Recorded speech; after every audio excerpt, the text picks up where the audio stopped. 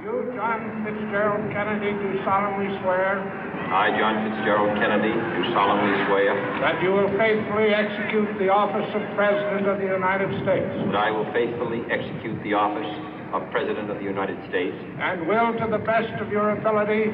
And will, to the best of my ability. Preserve, protect, and defend the Constitution of the United States. Preserve, protect, and defend the Constitution of the United States. So help you God. So help me God.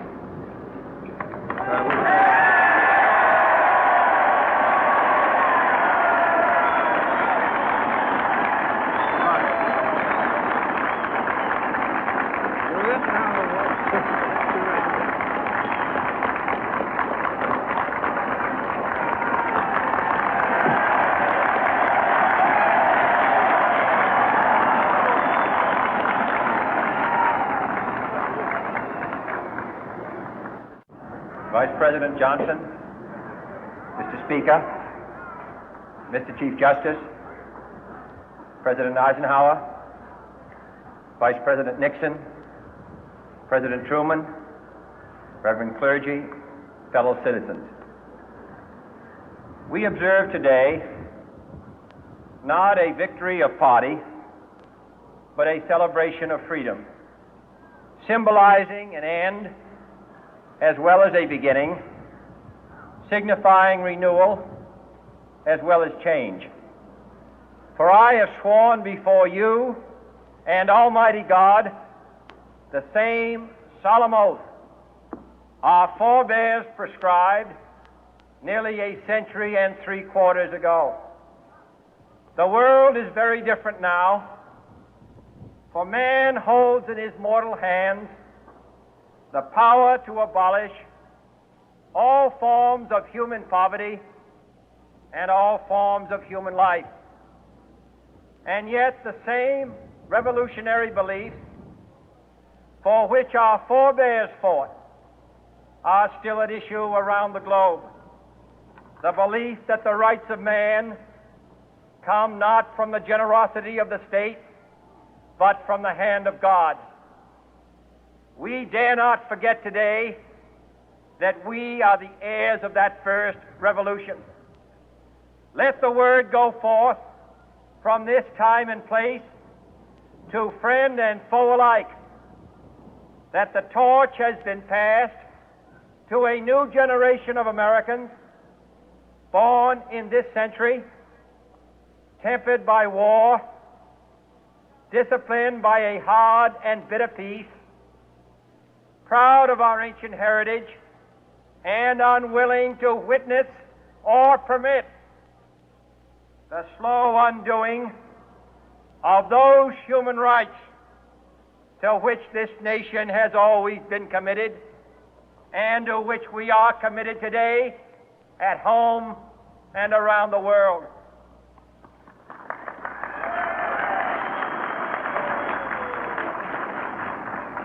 Let every nation know, whether it wishes us well or ill, that we shall pay any price, bear any burden, meet any hardship, support any friend, oppose any foe to assure the survival and the success of liberty.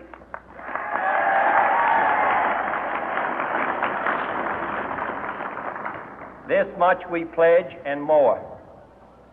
To those old allies whose cultural and spiritual origins we share, we pledge the loyalty of faithful friends. United, there is little we cannot do in a host of cooperative ventures. Divided, there is little we can do, for we dare not meet a powerful challenge at odds and split asunder. To those new states whom we welcome to the ranks of the free, we pledge our word that one form of colonial control shall not have passed away, merely to be replaced by a far more iron tyranny. We shall not always expect to find them supporting our view, but we shall always hope to find them strongly supporting their own freedom, and to remember that in the past, those who foolishly sought power by riding the back of the tiger ended up inside.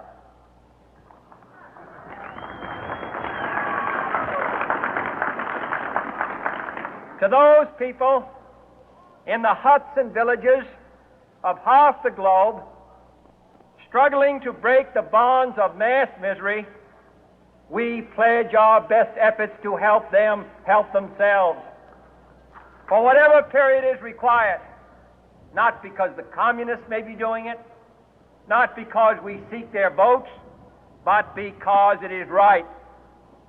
If a free society cannot help the many who are poor, it cannot save the few who are rich.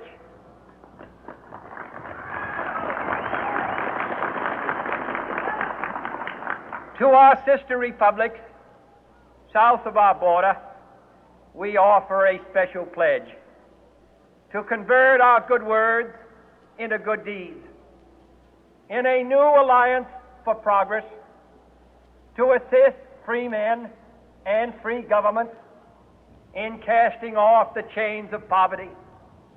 But this peaceful revolution of hope cannot become the prey of hostile powers.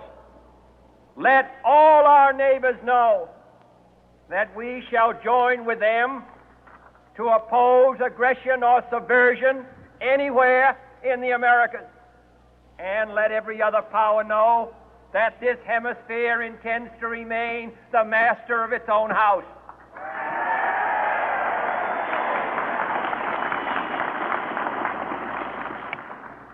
To that World Assembly of Sovereign States, the United Nations, our last best hope, in an age where the instruments of war have far outpaced the instruments of peace, we renew our pledge of support to prevent it from becoming merely a forum for invective, to strengthen its shield of the new and the weak, and to enlarge the area in which its writ may run. Finally, to those nations who would make themselves our adversary, we offer not a pledge, but a request that both sides begin anew the quest for peace. Before the dark powers of destruction, unleashed by science, engulf all humanity in planned or accidental self-destruction, we dare not tempt them with weakness, for only when our arms are sufficient beyond doubt can we be certain beyond doubt that they will never be employed. But neither can two great and powerful groups of nations take comfort from our present course, both sides overburdened by the cost of modern weapons, both rightly alarmed by the steady spread of the deadly atom, yet both racing to alter that uncertain balance of terror that stays the hand of mankind's final war.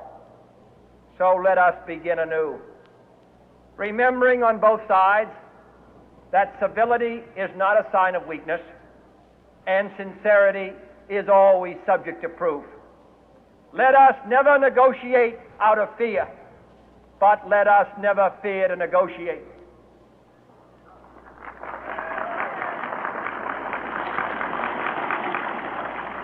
Let both sides explore what problems unite us, instead of belaboring those problems which divide us. Let both sides, for the first time, formulate serious and precise proposals for the inspection and control of arms, and bring the absolute power to destroy other nations under the absolute control of all nations.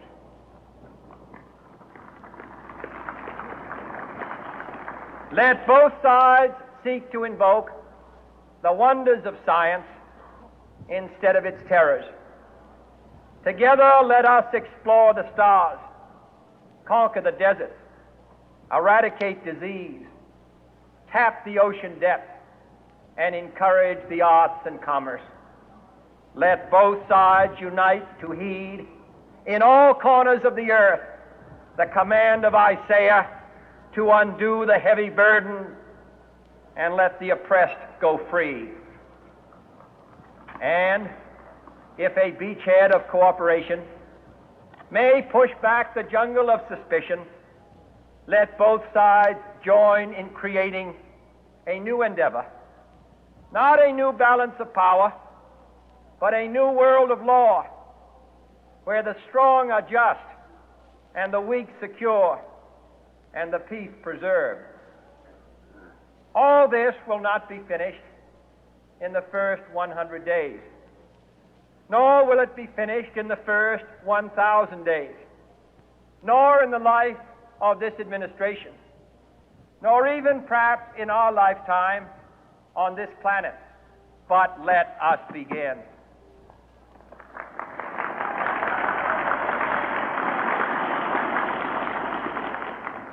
In your hands, my fellow citizens, more than mine, will rest the final success or failure of our course.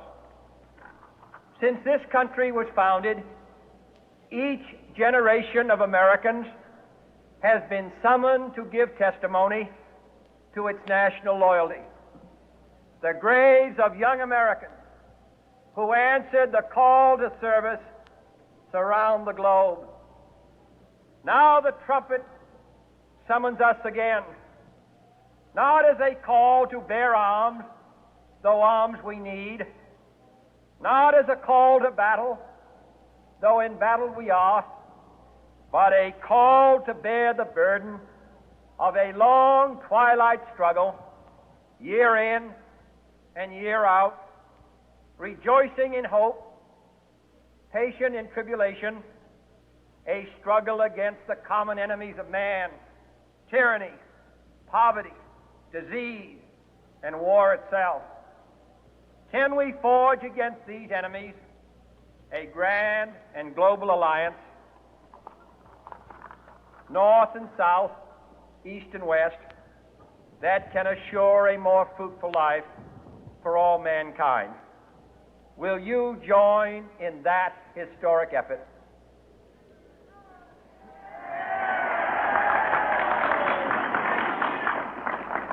In the long history of the world, only a few generations have been granted the role of defending freedom in its hour of maximum danger. I do not shrink from this responsibility. I welcome it.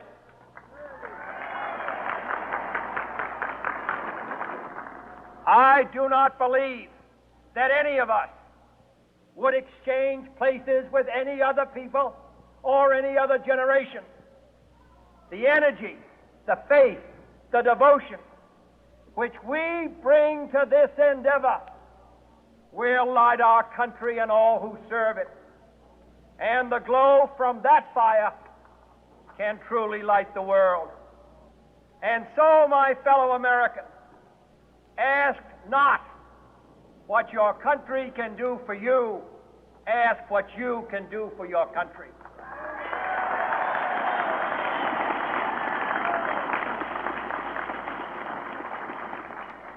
My fellow citizens of the world, ask not what America will do for you, but what together we can do for the freedom of man.